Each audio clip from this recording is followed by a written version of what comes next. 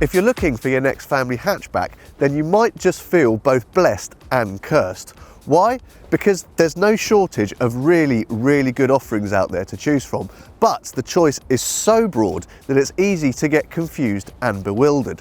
Each one brings something slightly different to the party, and in the case of the Mazda 3, it's the slinky looks, the sporty character, and the fact that it's affordable to run.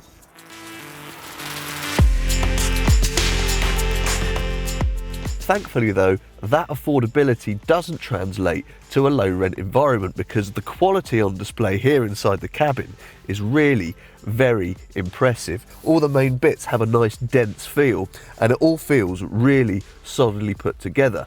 Granted, it's not quite a Volkswagen Golf on quality, but it has the measure of most other hatchbacks of this type.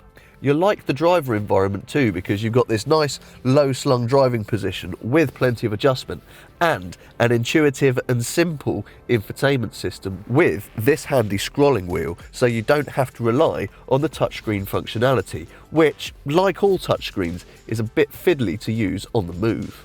Bad bits? Well, the swoopy bodywork and small back windows mean your rear visibility isn't great, and this also makes the rear of the cabin a little bit dark. Passenger space isn't too bad, with enough headroom and legroom for a pair of gangly adults or a couple of bulky child seats.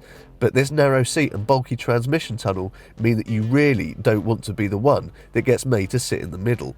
The boot is a decent size, but a lot of rival hatchbacks do a lot better for capacity.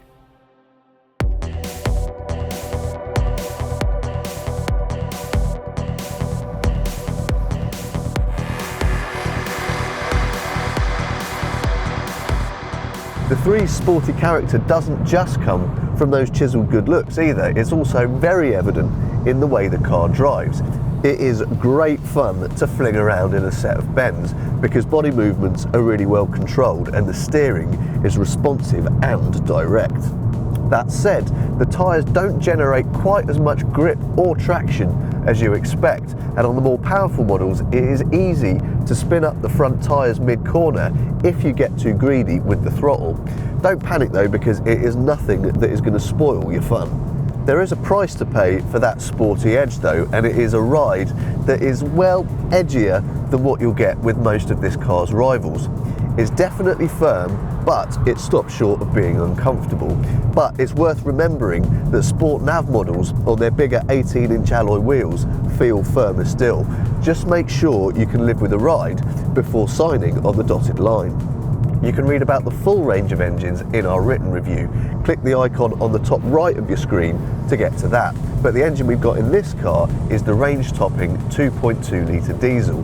Now, the output might sound pretty average at 148 brake horsepower, but it delivers a massive surge in torque in the mid-range, which makes it feel, I kid you not, blisteringly fast.